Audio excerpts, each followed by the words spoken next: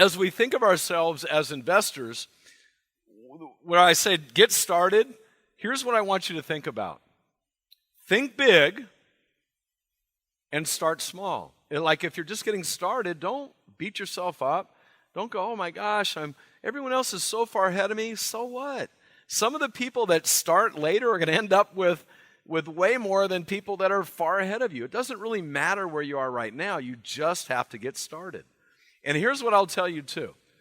The first million will probably be harder for you to make than it will for you to go from having 1 million, I'm talking about net worth now, 1 million to 10 million.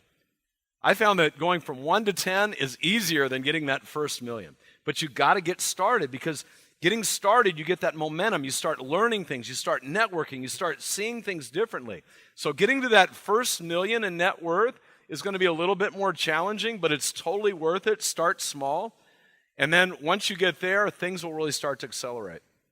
A good friend of Paul's and JT's and mine is a guy by the name of Alan Aquina. And I was just on one of his conferences Thursday night. So I was on a Zoom, and it was around wealth. He's got a company called 101 Financial.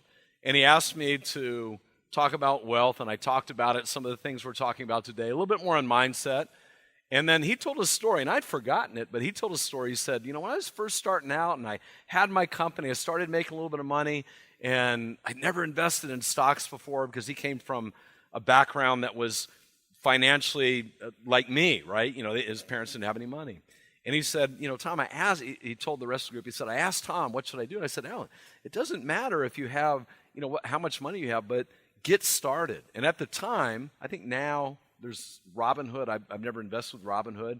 You can do small amounts of money with Robinhood. Is that right? Does anybody know? Yeah.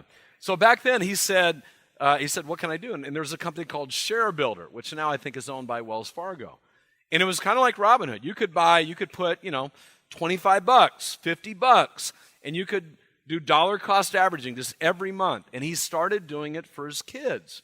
And then he said, he's very, very wealthy now, but he said back then he did it for a few years, and then times got tough, so he stopped doing it. He forgot about it. And then his kids went to college. So he has 3 now in college, and one is like a junior, one's 2 are freshmen. And he looked at those accounts. He didn't put a lot in, but he was just buying things he really believed in.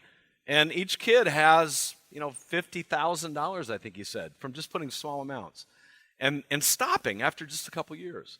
So you can make a lot of money no matter where you're starting right now, but you have to start. You have to start. I'm not saying stocks particularly, but you have to get started. Find ways to get in the game.